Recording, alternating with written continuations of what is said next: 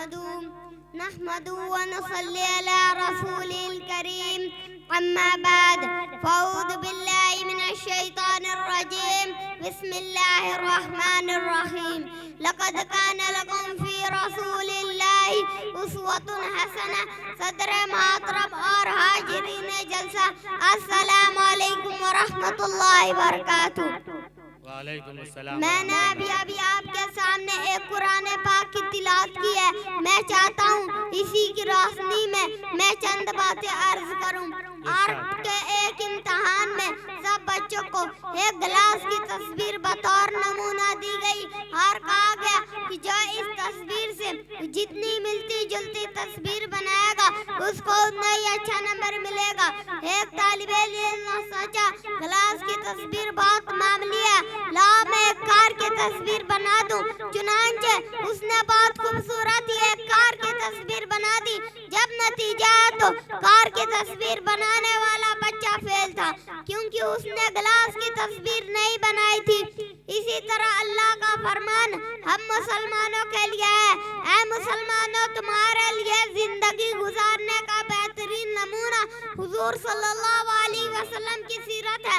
اپنی 24 گھنٹوں کی زندگی میں اپنا کھانا پینا سونا اٹھنا بیٹھنا اور اپنی تجارت وغیرہ حضور صلی اللہ علیہ وسلم کے طریقے پہ لیاؤ گے تب تم دنیا اور آخرت میں کامیاب ہو جاؤ گے۔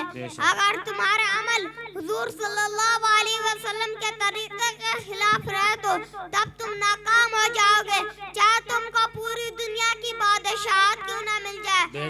آج ہم مسلمان حضور صلی اللہ علیہ وسلم کے سنتوں پر بہت کم عمل کر رہے ہیں۔ اسی وجہ سے آج ہم ہر جگہ ذلیل اور پریشان ہیں۔ اللہ تعالیٰ ہر زمانہ ہر دور اللہ تعالیٰ اپنے بندوں کو سیدھے راستے پہ چلانے کے لیے اپنے انسانوں سے اپنے معصوم بندوں کو بھیجا ہے۔ انہوں نے بتایا کہ اللہ تعالیٰ کی مرضی کن باتوں میں ہے، اللہ تعالیٰ کن باتوں سے ناراض ہوتا ہے۔ انہوں نے اچھی باتوں کی تعلیم دی اور برے باتوں سے روکا۔ انہی معصوم بندوں کو نبی اور رسول پیغمبر کہا جاتا ہے۔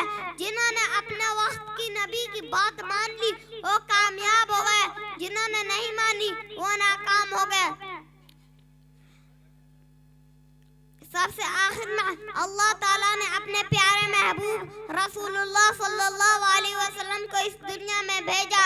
انہوں نے لوگوں کو اچھی باتوں کی تعلیم دی اور کہا کہ اللہ کے سوا کوئی عبادت کے لائق نہیں، صرف اسی کا کہنا مانو اور اسی کی عبادت کرو اور مجھ کو اللہ کا رسول مانو، نیز میرے بتائے ہوئے طریقہ پہ چلو۔ جن لوگوں نے آپ صلی اللہ علیہ وسلم اور آپ کی باتوں کو مانا اللہ تعالیٰ نے ان کو کامیاب کیا، وہ مسلمان کہلائے، اور جن لوگوں نے انکار کیا وہ ناکام ہو گئے۔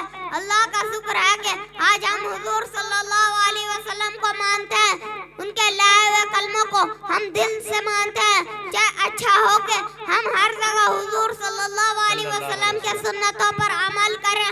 اللہ تعالیٰ ہم کو حضور صلی اللہ علیہ وسلم کا پکا سچا اسی بنائے۔ آمین آمین۔